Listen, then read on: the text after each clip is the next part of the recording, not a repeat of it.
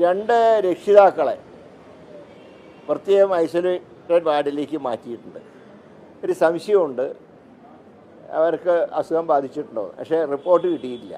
അവിടെ ശ്രദ്ധിക്കേണ്ട ഒരു കാര്യം, സമ്പർക്കത്തിലൂടെ രോഗം പകരുന്നതിന് സംശയം വന്നിട്ടുണ്ട്. വേറൊരു കാര്യം കൂടിയുണ്ട്, ഇത് ആരോഗ്യവകുപ്പ് മാത്രം നോക്കിയാൽ പോരാ, തദ്ദേശ സ്ഥാപനങ്ങളും കൂടെ സഹായിച്ചാലേ ക്ലീൻ ആക്കാൻ പറ്റൂ.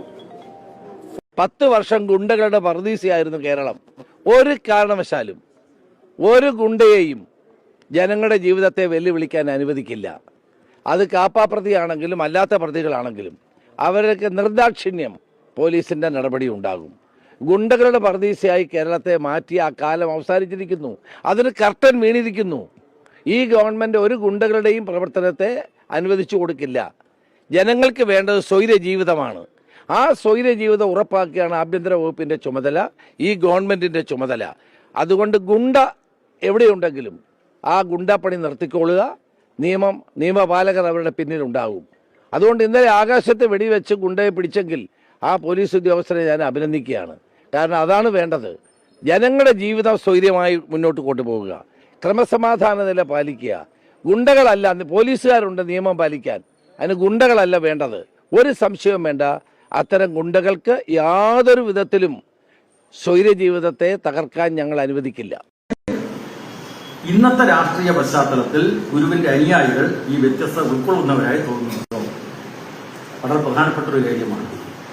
കേരളത്തിലെ ഇപ്പോഴത്തെ SNDP യോഗത്തിന്റെ ജനറൽ സെക്രട്ടറിയാണ് വെള്ളാപ്പള്ളി നടേശൻ.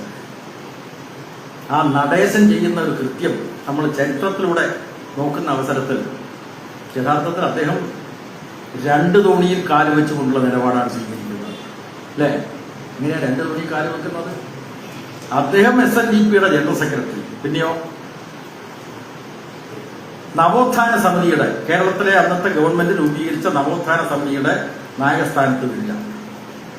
പിന്നെയോ മകനെ BDSന്റെ ജനറൽ സെക്രട്ടറി ആക്കുക.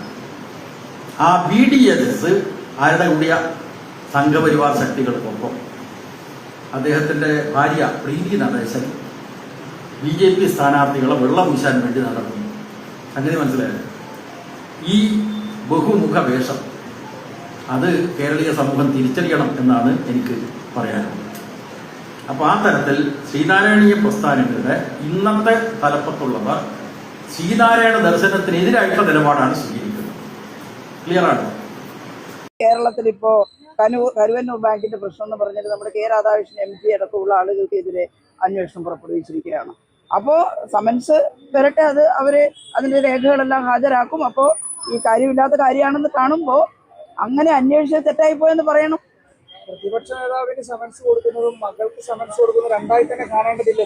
തീർച്ചയായിട്ടും. അത് മകള് ഒരു കമ്പനി ഉണ്ടാക്കി, ആ കമ്പനി മറ്റു കമ്പനികളുമായിട്ട് ചില കരാറിൽ ഏർപ്പെട്ടു. അതിനാണല്ലോ ഈ കമ്പനികൾ ഉണ്ടാക്കുന്നത്. ഇപ്പം നമ്മുടെ ചെറുപ്പക്കാർ ജീവിക്കാൻ കുറെ മാർഗങ്ങൾ സ്വീകരിക്കുന്നുണ്ട്.